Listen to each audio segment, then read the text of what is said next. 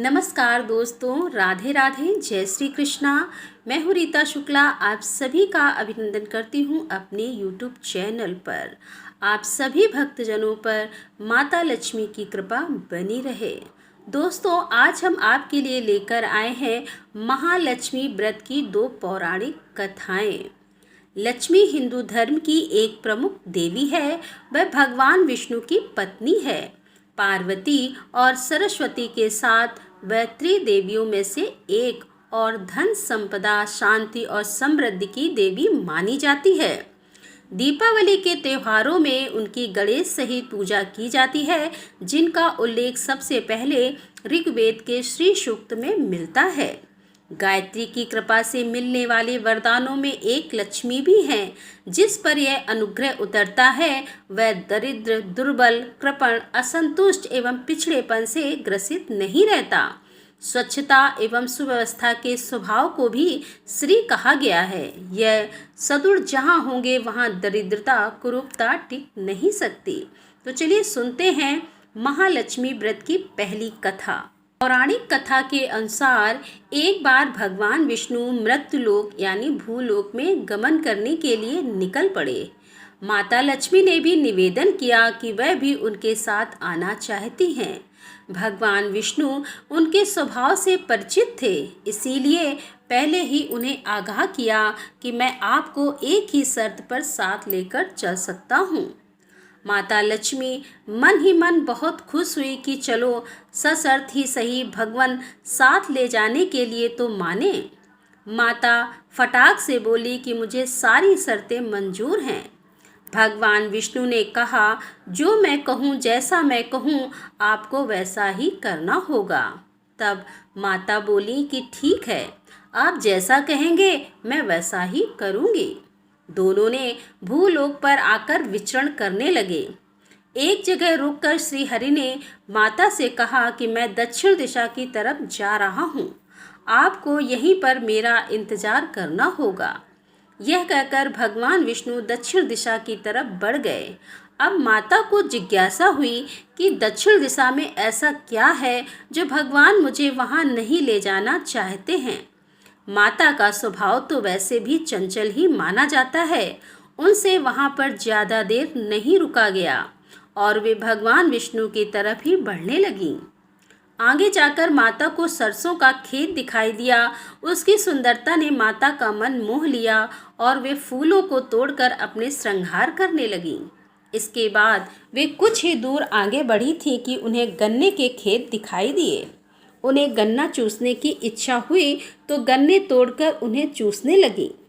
तभी भगवान विष्णु वापस आ गए और सरसों के फूलों से सजी माता लक्ष्मी को गन्ना चूसते हुए देखकर भगवान विष्णु उन पर क्रोधित हो गए। भगवान ने कहा कि आपने शर्त का उल्लंघन किया है। मैंने आपको वहाँ रुकने के लिए कहा था, लेकिन आप नहीं रुकी और यहाँ किसान के खेतों से फूल व गन्ने तोड़कर आपने अपराध किया है। इसकी आपको सजा मिलेगी। भगवान विष्णु ने माता लक्ष्मी को 12 वर्ष तक किसान की सेवा करने का श्राप दे दिया और स्वयं क्षीर सागर गमन कर गए। अब विवश माता लक्ष्मी को किसान के घर रहना पड़ा। एक दिन माता लक्ष्मी ने किसान की पत्नी को देवी लक्ष्मी की प्रतिमा की पूजा करने को कहा और बोला कि इससे तुम जो भी मांगोगी तुम्हें मिलेगा। कृषक की पत्नी ने वैसा ही किया। कुछ ही दिनों में उनका घर धन धान से पूर्ण हो गया। हंसी खुशी समृद्धि में 12 साल का समय बीत गया। जब भगवान विष्णु माता लक्ष्मी को लेने के लिए आए तो किसान ने माता को ना जाने देने का हठ किया। इस पर माता लक्ष्मी ने कहा कि कार्तिक कृष्ण पक्ष की 13 के दिन यदि यह विधि पूर्वक मेरी पूजा करे तो वह उसके घर से नहीं जाएगी, लेकिन वह इस दौरान उन्हें दिखाई नहीं देगी। वह एक कलश की स्थापना करे और उसमें कुछ धन रखे, यानी धन ही लक्ष्मी का रूप होगा। इस प्रकार 13 के दिन किसान ने माता के बताए अनुसार ही पूजा का कलश स्थापना की और किसान का घर धन धान से पूर्ण रहने लगा। तब से लेकर आज तक धनतेरस पर माता लक्ष्मी की पूजा करने की परंपरा भी चली आ रही है। महालक्ष्मी व्रत की दूसरी व्रत कथा। महालक्ष्मी व्रत पौराणिक काल से मनाया जा रहा है। शास्त्र के अनुसार महाभारत काल में जब महालक्ष्मी पर्व आया, उस समय हस्तिनापुर की महारानी गांधारी ने देवी कुंती को छोड़कर नगर की सभी स्त्रियों को पूजन का निमंत्रण दिया। गांधारी के 100 कौरव पुत्रों ने बहुत सी मिट्टी लाकर सुंदर हाथी बनाया व उसे महल के मध्य स्थापित किया। जब सभी स्त्रियां पूजन हेतु गांधारी के महल में जाने लगी, इस पर देवी कुंती बड़ी उदास हो गई। इस पर अर्जुन ने कुंती से कहा कि हे माता, आप लक्ष्मी पूजन की तैयारी करें, मैं आपके लिए जीवित हाथी लाता हूँ। अर्जुन अपने पिता इंद्र से स्वर्ग लोक जाकर ऐरावत हाथी ले आए। कुंती ने सप्रेम पूजन किया।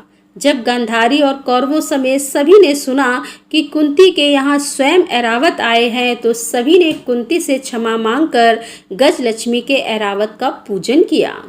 शास्त्रानुसार इस व्रत पर महालक्ष्मी को 16 पकवानों का भोग लगाया जाता है और 16 बोल की कथा 16 बार कहे जाने का विधान है।